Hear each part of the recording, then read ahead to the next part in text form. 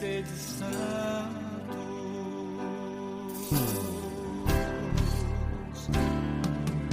sede santos, esta é minha vontade, sede santos, é o que eu mais quero, sede santos, esta é minha vontade, sede santos, é o que eu mais quero.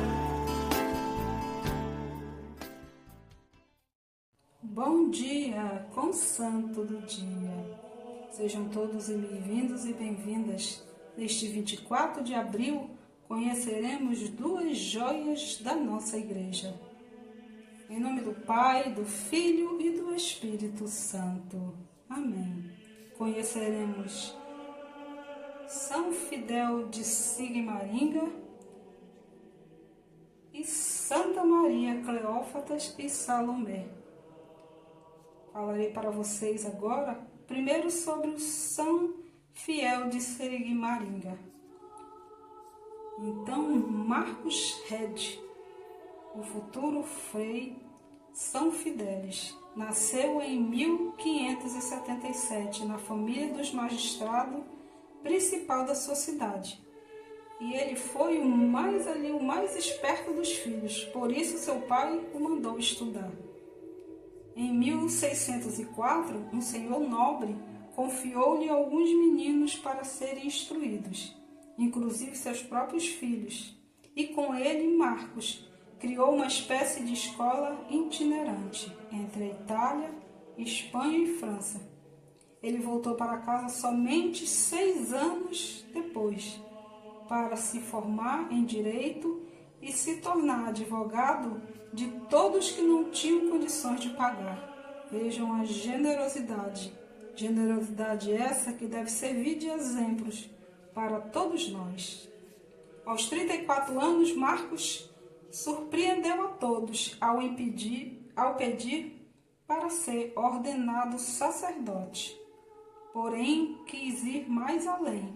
Entrou para os capuchinhos de Friburgo, a ordem que vivia, de modo mais rígido, o espírito original de Francisco. Ali recebeu o nome religioso de Fidélis e começou a viver uma vida de jejum, penitência e vigílias de oração. Como frade, ele recebeu vários encargos, estudou teologia e se tornou guardião do convento de Wenksheim, onde era admirado por sua coragem de socorrer os enfermos durante a epidemia de pestilência. No entanto, o Frei Fidélis distinguiu-se mais como pregador, por suas palavras fortes, sempre baseadas na palavra, obedecendo assim numerosas convenções. Seus sermões eram simples e diretos, compreensíveis tanto por pessoas cultas quanto por camponeses, porque eram acompanhados, sobretudo, pelo exemplo de uma vida de santidade. A voz de Frei Fidélis era tão límpida e forte que lhe foi confiada uma missão delicada: fazer pregações na Résia, uma região que incluía a atual cantão suíço dos Grisões, Tirol e parte da Bavária. Ali, há alguns anos, estavam bem arraigados o calvinismo, uma doutrina semelhante à reforma protestante, liderada pelo teólogo francês João Calvino. O conflito entre os calvinistas e católicos já era habitual. Por isso, um frade que pregava o retorno à fé não podia certamente ser bem-vindo. Certo dia, durante a missa, alguém atirou nele, porém não desanimou e continuou a sua missão, apesar de imaginar que seus dias estavam contados. Em 24 de abril de 1622, o Frei Fidelis aceitou o convite dos calvinistas para fazer uma pregação em Selves, sem saber que era uma armadilha. E durante seu sermão ocorreu uma grande confusão, mas ele continuou sem parar. Quando acabou, ao sair da igreja, foi cercado por alguns 20 soldados armados, que lhe mandaram renegar tudo o que havia dito no sermão. Ao recusar a proposta, ele foi golpeado na cabeça com espadas, que nem teve o tempo de perdoar seus assassinos. Assim foi Fidelis, ou seja, fiel até a morte. Certa vez, o mestre de noviços o obrigou a citar algumas palavras do Apocalipse, que se revelaram proféticas. Seja fiel até a morte, e eu lhe darei a coroa da vida. Parecia ter terminado ali, mas não foi, porque, como sempre acontece, o sangue dos mártires torna a terra fértil. E assim, a morte de Frei Fidelis conseguiu obter uma rápida reconciliação entre católicos e calvinistas e o retorno de muitos à fé. E assim ele continuou até o fim, firme na sua fé.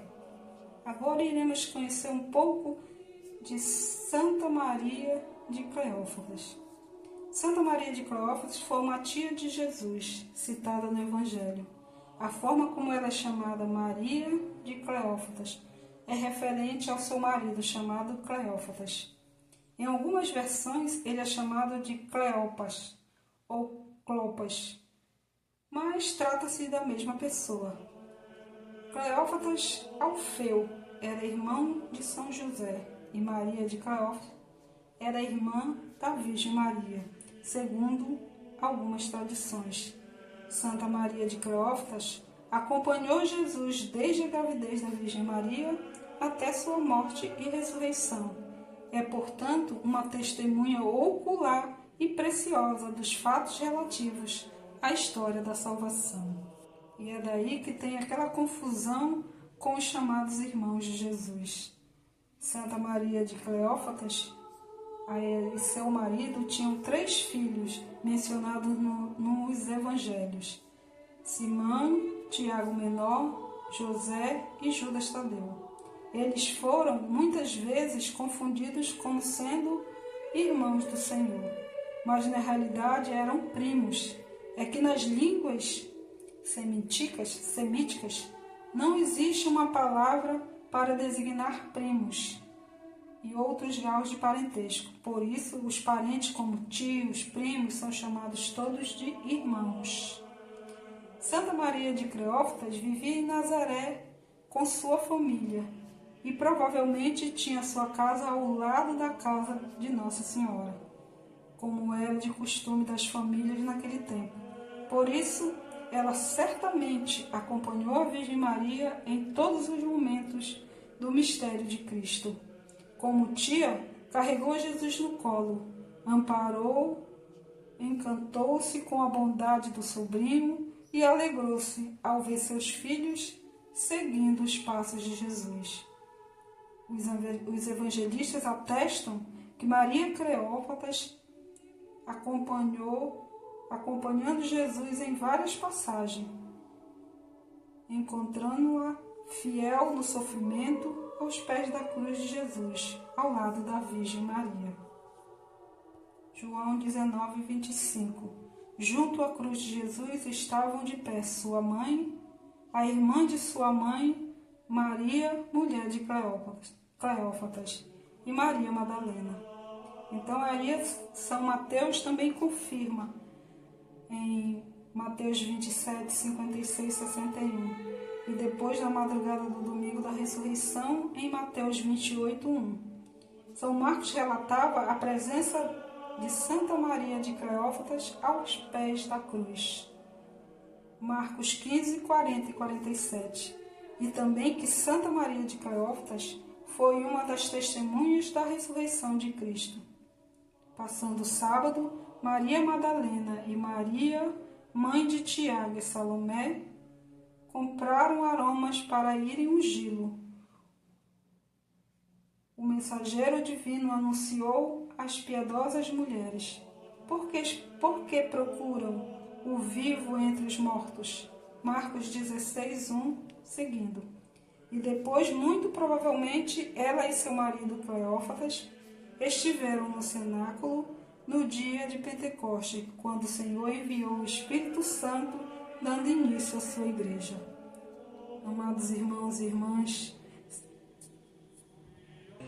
espero todos vocês amanhã em mais um Bom Dia com o Santo do Dia.